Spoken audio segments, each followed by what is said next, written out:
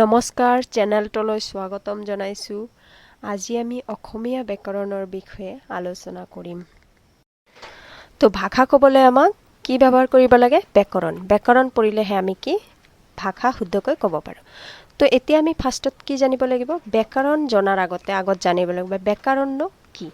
তো ব্যাকৰণ কি? যি পুথি পঢ়িলে ভাষা শুদ্ধকৈ ক'ব আৰু লিখিব পাৰি তাকে ব্যাকৰণ বোলে। তো ব্যাকৰণ পঢ়ি কিনে আমি কি ক'ব পাৰোঁ? ভাষাটো শুদ্ধকৈ ক'ব পাৰোঁ। সেইকাৰণে আমি ব্যাকৰণ পঢ়োঁ। অসমীয়া ভাষাটো ক'ৰ পৰা ওলাইছে? অসমীয়া ভাষাটো ওলাইছে কি? সংস্কৃতি ভাষাৰ পৰা। আগতে আমি এইটো কি বুলি কৈছিলোঁ? আৰ্য ভাষা বুলি কৈছিলোঁ। তো সংস্কৃতি ভাষাত প্ৰথমতে কোনে ব্যাকৰণ ৰচনা কৰিছিল?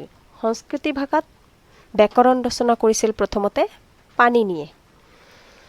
পাণিনিৰ কোন পুথিৰ আলমতে অসমীয়া ভাষাৰ ব্যাকৰণ ৰচিত হৈছে?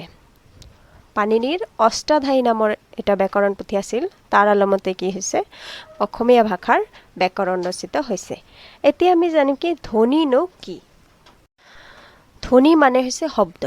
ভাষা ক'বলৈ আমি মুখেৰে যিবোৰ শব্দ উচ্চাৰণ কৰোঁ সেইবোৰ হ'ল কি? ধ্বনি। আমি ভাষা ক'বলৈ মুখেৰে শব্দ উচ্চাৰণ কৰোঁ যিবোৰ সেইবোৰক কি বুলি কওঁ? আমি ধ্বনি বুলি কওঁ। মানুহে কেৱল যে মনৰ ভাৱ প্ৰকাশ কৰিবলৈ যে এনে মুখেৰে যে উচ্চাৰণ কৰে সেইটো নহয়, লিখিত ৰূপেও প্ৰকাশ কৰিব পাৰে।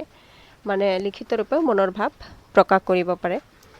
যেনে আই মই ভাত খাম, এইটো কি? এইবিলাকত এটা এটাকে ধ্বনি আছে। যেনে এইটো কথাত কি আই মই ভাত খাম, এইকেইটা কি? শব্দ। তো শব্দত কি আছে? চৰায়া হচৈ, তাৰপিছত এইটোত কি আছে? এইবিলাক ধ্বনি। এইটোত কি আছে? ম হচৈ, কিন্তু মাজত কি আছে? চৰাইও আছে। ম চৰাইও হচৈ, এইবিলাক এই তিনিটা কি হয়? ধ্বনিৰ সমষ্টি। ভাত ভ, তাৰপিছত কি আছে? মাজত কি আছে? চৰায়া মানে আকাৰ, তাৰপিছত ত, এইবিলাক কি? ধ্বনি। তো এইবিলাকক কি বুলি কওঁ? আমি ধ্বনি বুলি কওঁ। এতিয়া আমি জানিম কি বৰ্ণ কি, বা বৰ্ণক আমি কি বুলি কওঁ? বৰ্ণৰ আৰু এটা নাম হৈছে আখৰ বুলিও কওঁ। বৰ্ণ কি? বৰ্ণ হৈছে যে ধ্বনি প্ৰকাশৰ লিখিত চিহ্ন বা প্ৰতীকক আমি কি বুলি কওঁ?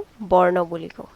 ধ্বনি প্ৰকাশৰ লিখিত চিহ্ন বা প্ৰতীকক বৰ্ণ বোলে। এতিয়া সত্যনাথ বৰাৰ মতে বৰ্ণ কি? মানুহে কথা কওঁতে যিবিলাক শব্দ উচ্চাৰণ কৰে সিহঁতক লিখি প্ৰকাশ কৰিবলৈ প্ৰত্যেকটোতে একোটা চিন ব্যৱহাৰ কৰা হয়, আৰু সেই চিনবিলাককে কি বোলে? বৰ্ণ বুলি কোৱা হয়। বৰ্ণমালানো কি? একোটা ভাষাত যিমানবোৰ বৰ্ণ থাকে সেই আটাইবোৰকে একেলগে কি বোলে? বৰ্ণমালা বুলি কোৱা হয়। বৰ্ণ মানে কি? বৰ্ণত কি থাকে? স্বৰবৰ্ণ, ব্যঞ্জন বৰ্ণ, এইবিলাক কি? বৰ্ণ। স্বৰা হস্ৰ দীৰ্ঘ ক খ এইবিলাক কি? বৰ্ণ। অসমীয়া বৰ্ণমালাত কেই ধৰণৰ বৰ্ণ আছে আৰু কি কি? অসমীয়া বৰ্ণমালাত 2 ধৰণৰ বৰ্ণ আছে। এটা হৈছে স্বৰবৰ্ণ আৰু এটা হৈছে ব্যঞ্জন বৰ্ণ।